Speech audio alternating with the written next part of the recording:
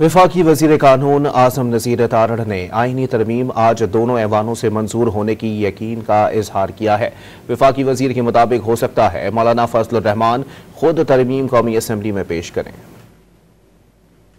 भी कल मामला तय होगा कि ये सरकारी बिल के तौर पे पेश किया जाए या हमारे जो हलीफ जमाते हैं उनकी तरफ से आए, या जैसे मौलाना फजलुर रहमान साहब ने ख्वाहिश का इजहार किया कि ये बिल में इतनी अच्छी चीज़ें हैं कि उनकी भी ख्वाहिश है कि वो ये बिल असम्बली में पेश करें। कल 3 बजे सेनेट का इजलास तलब किया गया है।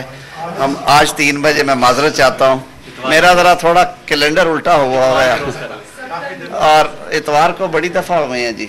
इतवार को पार्लियामान के कैलेंडर में ऐसी कोई छुट्टी नहीं है और हमने बहुत दफ़ा हमने बजट पास किए हैं इतवार को। ये तो बहुत अहम काम है जो होने जा रहा है।